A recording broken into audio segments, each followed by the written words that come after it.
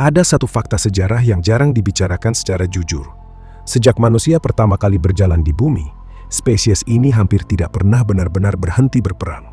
Perang muncul di hampir setiap zaman, hampir setiap peradaban, hampir setiap benua. Kadang perang terjadi karena tanah, kadang karena kekuasaan, kadang karena agama, kadang hanya karena satu kelompok manusia tidak suka kelompok manusia lain. Jika seluruhan sejarah manusia dipadatkan menjadi satu timeline panjang, bagian yang penuh damai sebenarnya sangat pendek, yang panjang justru konflik. Yang lebih aneh lagi, manusia adalah satu-satunya spesies yang bisa membangun rumah sakit, menulis puisi, menciptakan musik yang indah, tapi juga menciptakan perang dunia. Pertanyaannya bukan sekadar kenapa manusia bisa berperang. Pertanyaannya jauh lebih tidak nyaman. Kenapa spesies yang bisa berpikir ini justru sangat sering ingin saling menghancurkan? Jika kita membuka buku sejarah manusia, yang kita temukan bukan kisah damai. Yang kita temukan adalah daftar panjang pembantaian. Peradaban besar yang kita kagumi hari ini, kerajaan, negara, bahkan batas peta dunia, banyak yang lahir dari darah dan konflik. Roma tidak berdiri karena diskusi damai. Mongol tidak membangun imperium dengan diplomasi. Banyak kerajaan besar muncul dari satu hal yang sama, kemampuan mengalahkan kelompok lain. Ini fakta yang tidak nyaman. Selama ribuan tahun, manusia yang bertahan hidup bukan yang paling baik hati, tapi yang paling siap berperang. Dalam biologi evolusi, ada istilah yang dingin, coalitional aggression. Artinya sederhana, kelompok manusia bekerja sama untuk menyerang kelompok manusia lain. Bagi otak purba kita, ini bukan kejahatan, ini strategi bertahan hidup. Sumber daya terbatas, tanah terbatas, makanan terbatas. Jika dua kelompok bertemu, salah satu biasanya harus kalah. Dan sejarah menunjukkan sesuatu yang brutal.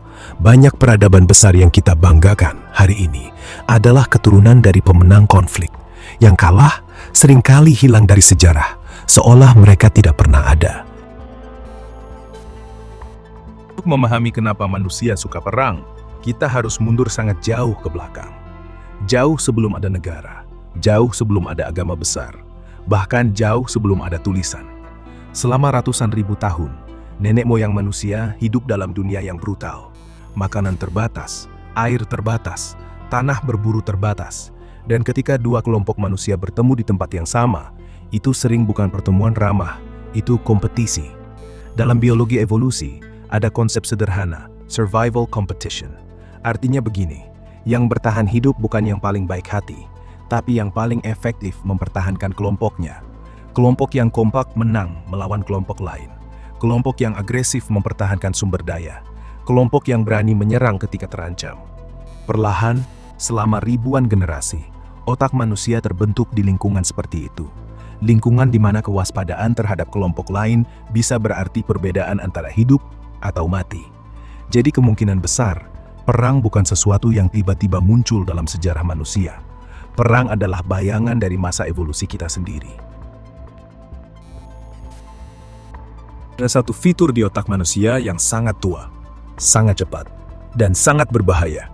Otak kita secara otomatis membagi dunia menjadi dua kelompok sederhana, kami dan mereka. Dalam neuroscience, ini sering disebut sebagai tribal cognition. Begitu otak mendeteksi seseorang sebagai bagian dari kelompok kita, sesuatu yang menarik terjadi.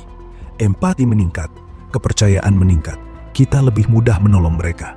Tapi ketika otak menganggap seseorang sebagai kelompok lain, reaksinya bisa sangat berbeda. Aktivitas amygdala meningkat, bagian otak yang bertugas mendeteksi ancaman. Wajah yang berbeda, bahasa yang berbeda, simbol yang berbeda. Bagi otak purba, perbedaan kecil itu bisa berarti satu hal, potensi bahaya. Dan disinilah paradoks manusia muncul. Spesies yang sama bisa sangat baik, sangat loyal, bahkan rela berkorban, tapi hanya untuk kelompoknya sendiri.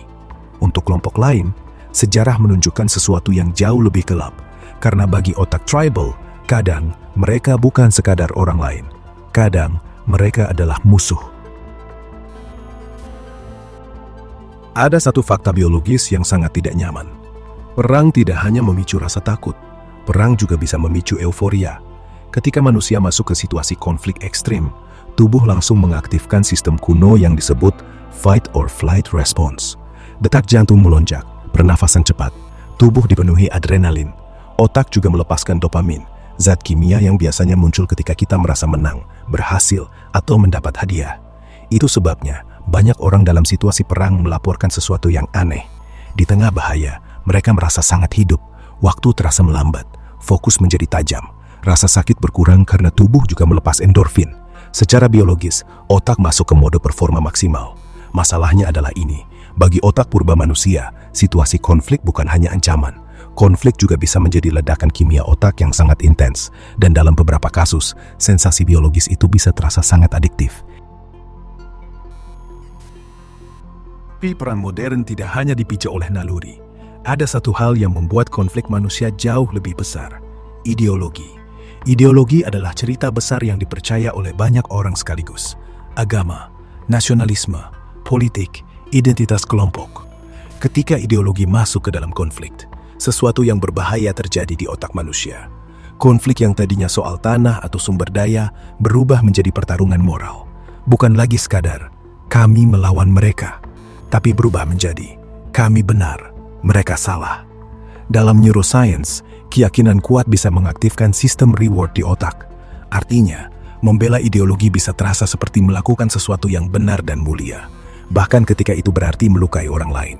Dan disinilah ideologi menjadi bahan bakar yang sangat kuat. Karena ketika manusia percaya mereka sedang membela kebenaran, perang tidak lagi terasa seperti kekerasan. Perang terasa seperti kewajiban. Sekarang kita hidup di abad 21. Manusia punya teknologi luar biasa. Internet, satelit, kecerdasan buatan, sains yang mampu memetakan otak manusia sampai level molekul. Secara teori, ini harusnya zaman paling rasional dalam sejarah. Tapi ada satu masalah besar, otak manusia tidak berevolusi secepat teknologinya.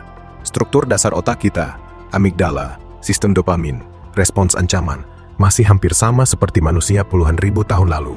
Otak yang dulu dipakai untuk bertahan hidup di savana, sekarang mengendalikan dunia yang penuh nuklir, propaganda, dan politik global. Dalam biologi evolusi, ada istilah untuk ini, evolutionary mismatch. Artinya sederhana, tubuh dan otak kita dirancang untuk dunia lama. Tapi kita hidup di dunia yang sangat berbeda, dan akibatnya bisa berbahaya. Konflik yang dulu hanya terjadi antara dua kelompok kecil pemburu, sekarang bisa melibatkan jutaan orang. Senjata yang dulu hanya tombak, sekarang bisa menghancurkan kota dalam hitungan menit. Teknologinya berubah sangat cepat, tapi naluri dasar manusia masih membawa jejak otak purba. Manusia sering berkata satu kalimat yang terdengar sangat indah. Manusia pada dasarnya ingin damai. Tetapi sejarah tidak sepenuhnya mendukung kalimat itu. Jika kita melihat perjalanan manusia dengan jujur, perang muncul lagi, dan lagi, dan lagi. Bukan hanya di satu tempat, bukan hanya di satu zaman, di hampir setiap peradaban. Ini menampar satu ilusi yang sering kita pegang, bahwa perang hanyalah kesalahan beberapa orang. Realitasnya mungkin lebih tidak nyaman. Perang bukan hanya soal politik, bukan hanya soal ideologi. Ia juga berkaitan dengan cara otak manusia berevolusi. Otak yang dibentuk oleh kompetisi. Otak yang mengenal kami dan mereka. Otak yang bisa merasakan reward saat menang. Peradaban modern sebenarnya bukan menghapus semua itu. Ia hanya mencoba menahannya. Hukum dibuat, diplomasi dibuat, institusi global dibangun. Semua itu adalah upaya manusia untuk mengontrol sesuatu yang sudah lama ada di dalam dirinya. Dan di titik ini, muncul satu pertanyaan yang lebih penting. Jika perang memang memiliki akar di dalam otak manusia, maka masa depan manusia bukan ditentukan oleh teknologi, tetapi oleh satu hal yang jauh lebih sulit. Seberapa jauh manusia mampu mengendalikan dirinya sendiri.